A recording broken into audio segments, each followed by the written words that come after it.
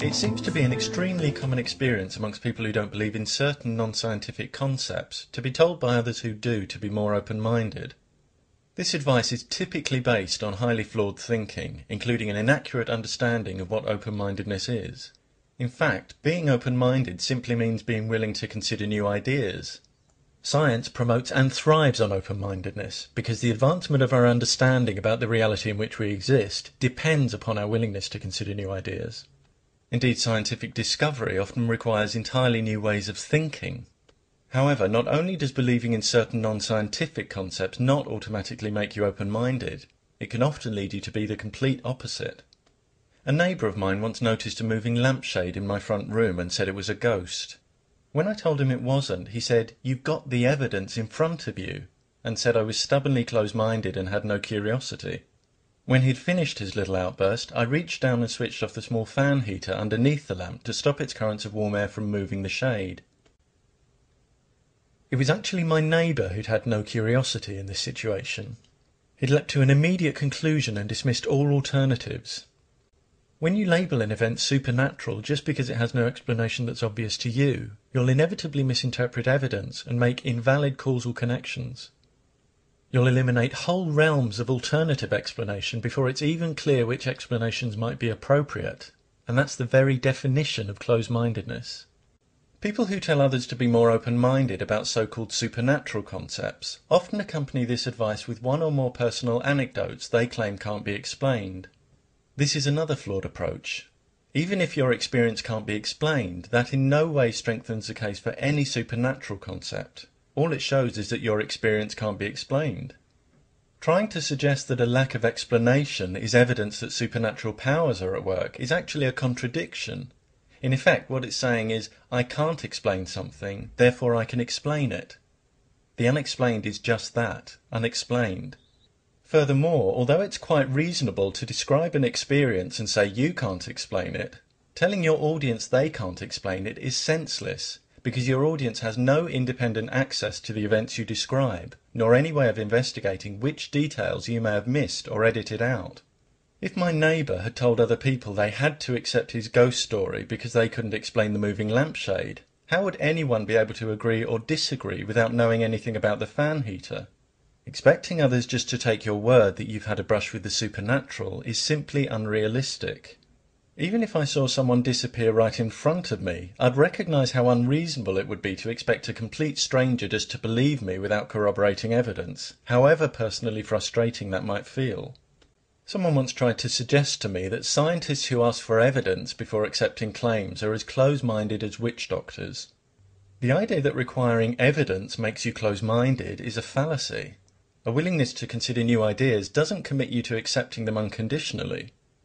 If someone you love was lying injured and unconscious, and a complete stranger told you she had some magic powder that will cause instant healing if poured into the wounds, would you just accept this stranger's claim?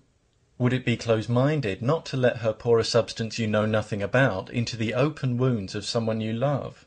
We're all sceptical about some things.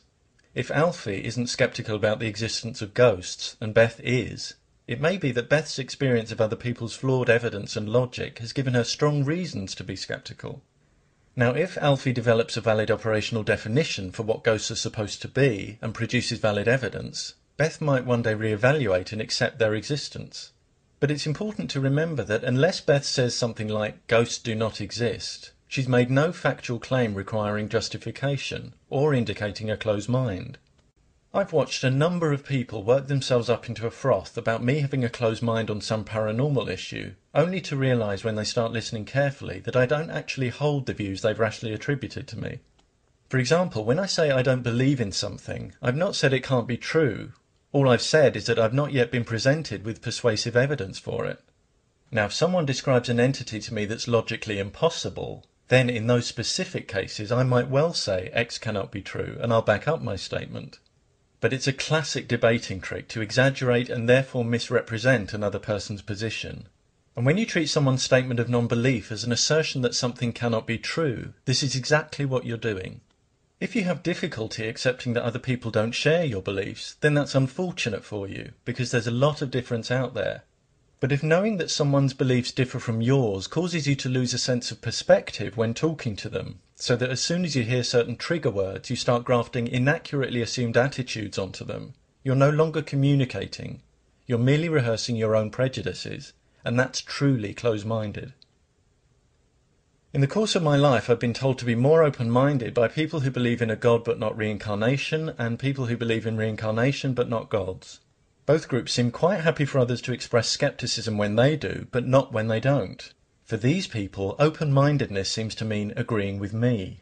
Then there are others whose idea of open-mindedness is accepting the unreliable testimony of any random person with a spooky story.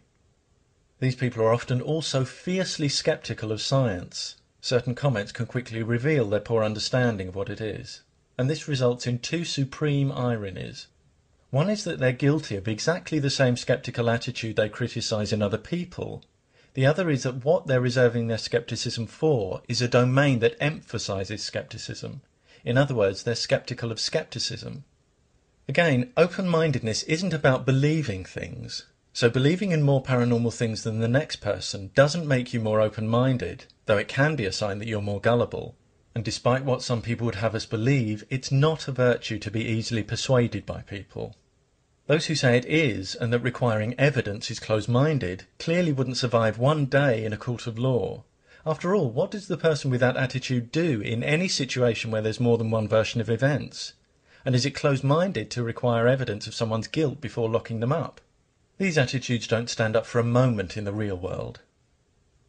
It would be absurd to suggest that we need evidence for everything we're told. When a friend tells us about their day at work, we don't ask them to back up what they say. And we don't stop enjoying films and stories just because they contain incredible events.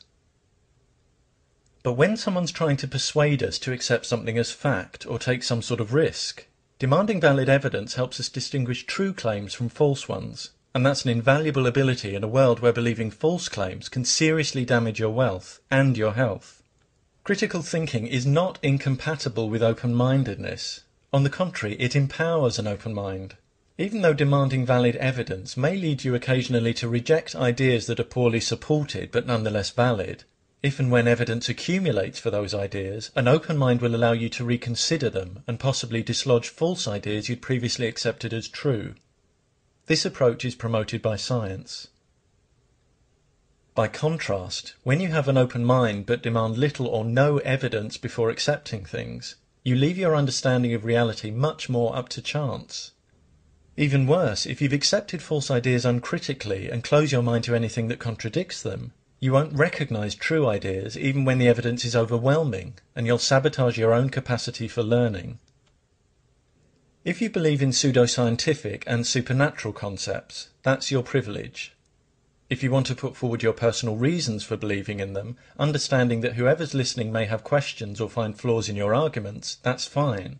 But if you're in the habit of targeting individuals you've never met and suggesting they're in some way deficient just because they don't believe in these concepts, if you reject conflicting evidence and counter-arguments without consideration, but demand that others accept your arguments and what you regard as evidence uncritically, not only is that closed-minded, it's controlling, arrogant, and presumptuous in the extreme.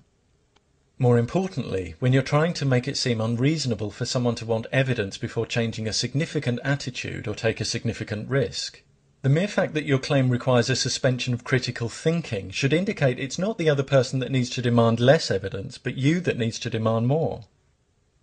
Before presuming to advise others to be open-minded, think about some of the widely accepted ideas you dismiss without consideration. You might need the advice you're dispensing far more than other people. Remember too that an open mind that demands little or no evidence for ideas before accepting them will let in an awful lot of rubbish.